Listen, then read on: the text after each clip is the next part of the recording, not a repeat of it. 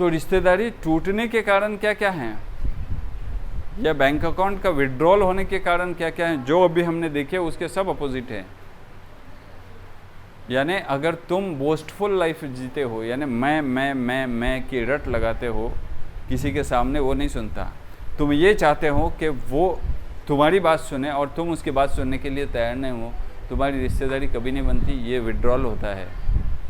तुम किसी को गिवर नहीं बनते बल्कि रिसीवर ही रिसीवर बनने की कोशिश करते हो, यानी तुम किसी को देने की बात नहीं करते मगर उससे लेने की बात करते हो, तो ये विड्रॉल हो जाता है। यानी तुम जब लेते हो तो हर लेना किसी के पास से विड्रॉल बन जाता है और हर देना किसी के पास इमोशनल बैंक अकाउंट को बढ़ाता है। और हमारी ज़िंदगी में जो हमने सबक पढ़ा है वो ज़्यादा लेना और कम देना, ये बहुत सारे प्रिंसिपल जो हमने सीखे हैं और जो हम देख रहे हैं इस दुनिया में जहाँ पे हम जी रहे हैं, तो ये सारे अपोजिट जा रहे हैं हमारी ग्रोथ के।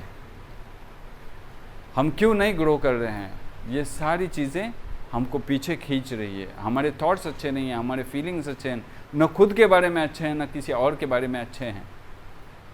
हम अगर हमारे ही इमोशंस पे ध्यान देना शुरू कर देना तो हमारे इमोशंस बहुत ख़राब हैं हर चीज़ के।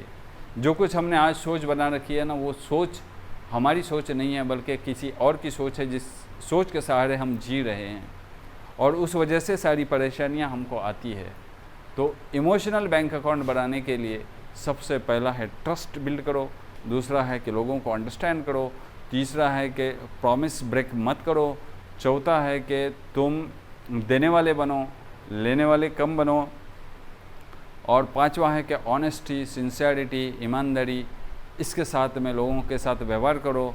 और पांचवा यह है कि तुम डुप्लिसिटी इख्तियार न करो, जो तुम बोलो वही करो, जो तुम बाहर से दिख रहे हो वैसे ही तुम अंदर से रहो, तो ये रिश्तेदारी बढ़ती है, तो तुम्हारा इमोशनल बैंक अकाउंट बढ़ेगा। वरना इमोशनल बैंक अकाउंट या तो कोई भी बैंक अकाउंट तुम्हारा क्लोज हो जाएगा। Understand before you are understood, यानी कि लोगों को समझना शुरू कर दो इससे पहले कि वो तुमको समझे। मगर हमारी नीयत और हमको जो आज तक सिखाया गया है और जो कुछ हमने आज तक देखा है वो इस तरीके से कि पहले हम ये चाहते हैं कि वो मेरी बात को समझे। मैं जो बोल रहा हूँ, अरे मेरी फीलिंग ही नहीं उसको, यही समझते हैं ना, मैं इतना बोल रहा हूँ उसके सामने और मेरी फीलिंग नहीं उसको, और सर बोल रहे हैं कि उसको पहले समझना चाहिए। आपको समझना, यानी अगर हम ये चाहते हैं तो ये गलत होता है कि मुझे कोई समझे, नहीं। आपको अगर किसी के साथ रिश्तेदारी बढ़ानी है या निभानी है या मेंटेन रखनी है तो पहले आपको उसको समझना चाहिए कि उसको क्या अच्छा लगता है, उसको क्या बुरा लगता है, उसके ख्वाहिशात क्या हैं, उसके एक्सपेक्टेशन क्या हैं, वो आपको समझना चाहिए। और उसके फीलिंग्स क्या हैं, उसके फीलिंग्स खुद के बारे में क्या है, उसके फीलिंग आज के क्या है, उसके फीलिंग तुम्हारे बारे में क्या है, ये सारी बातें तुमको समझनी चाहिए।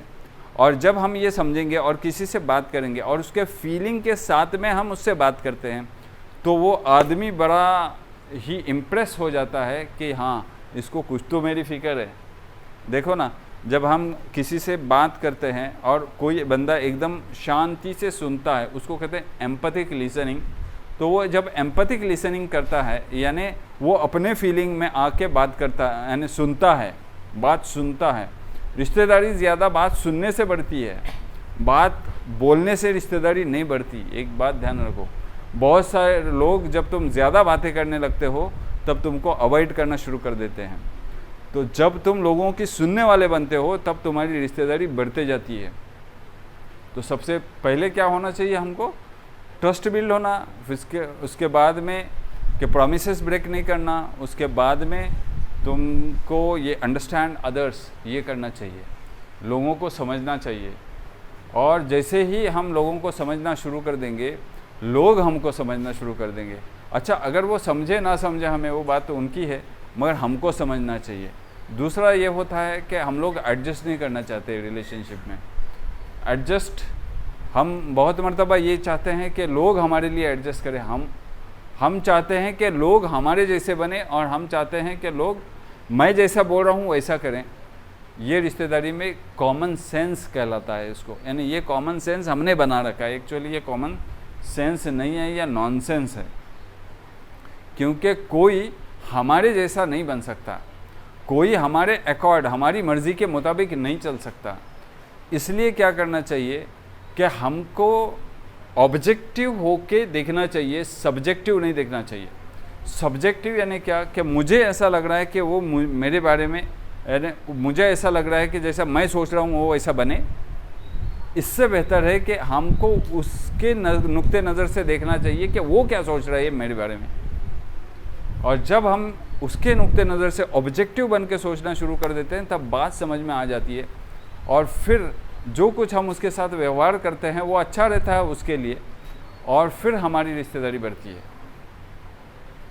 नहीं तो हमारा इमोशनल बैंक अकाउंट कम कम होते जाता है। नेक्स्ट आता है कि हम कितना उसका केयर करते हैं, उसका जो सेल्फ इंटरेस्ट है उसके ऊपर हमको इंटरेस्ट कितना है ये भी देखते हैं। जब बंदा, एक एग्ज़ाम्पल ले लो कि पेरेंट्स हैं और उनकी कुछ औलाद है, ठीक है, वो बेटा किस चीज़ में इंटरेस्टेड है, समझो वो बेटा कुछ डिज़ाइन करने में इंटरेस्टेड है और बाप उसमें इंटरेस्ट नहीं ले रहा है। आप समझते हो क्या जो बाप का इंटरेस्ट है उसमें बेटा इंटरेस्ट लेगा? नहीं। तो क्यों ऐसा हो रहा है कम्युनिकेशन गैप? उनका रिश्ते में दरार क्यों हो रही है?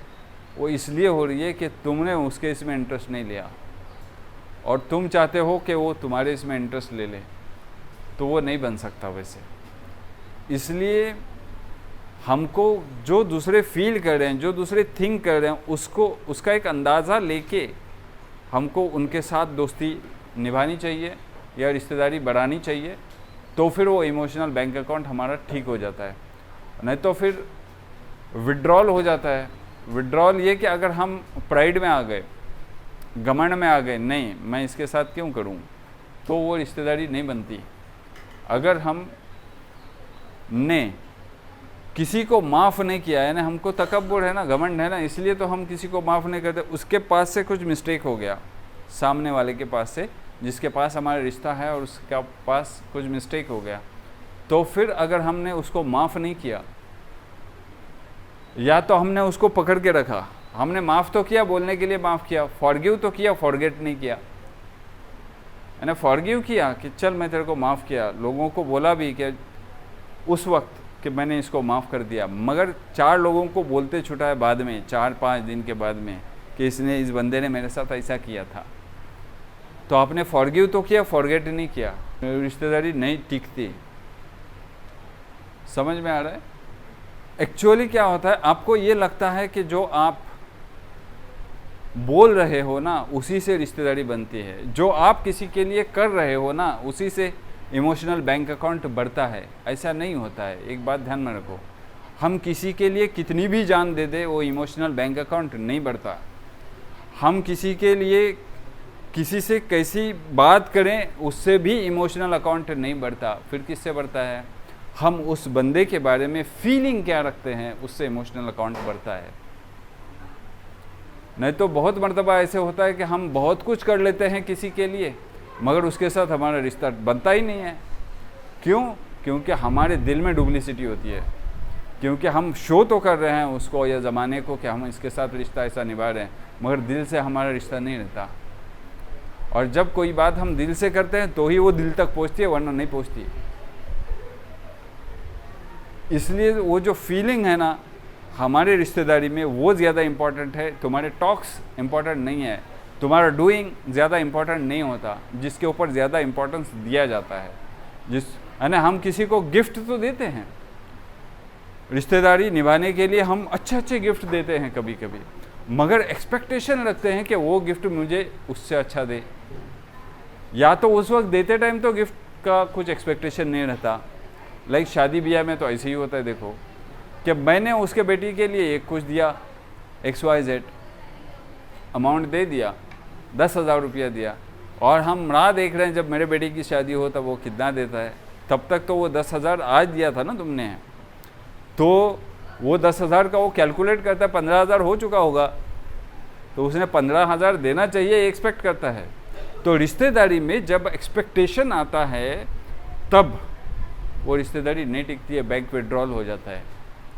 तो अगर तुम्हारा कुछ एक्सपेक्टेशन है रिश्तेदारी निभाने के लिए, तो तुम्हारा जो एक्सपेक्टेशन है वो पहले ही क्लेरिफाई होना चाहिए कि ये मेरा एक्सपेक्टेशन है, ये तुझसे उम्मीदें हैं, ये पहले ही क्लेरिफाई करनी चाहिए। और अगर वो क्लेरिफाई करते हैं हम पहले, तब ही हमारी वो रिश्तेदारी टिक सकती है, वरना एक्सपेक्टेशन ऐसे बढ़ते बढ़ते बढ़ते बढ़ते बढ़ते चले जाते हैं। स्पेशली स्टूडेंट लाइफ में क्या होता है, देखो जब किसी का किसी के साथ में अफेयर चलता है, तब होता क्या है, एक्सपेक्टेशंस शुरू में थोड़े थोड़े रहते हैं, फिर आहिस्ता आहिस्ता एक्सपेक्टेशन दोनों बाजू से बढ़ते रहते हैं, फिर इतने बढ़ते हैं एक्सपेक्टेशंस के शादी भी हो जाती है, और शादी होने के बाद में और एक्सपेक्टेशन बढ़ते हैं।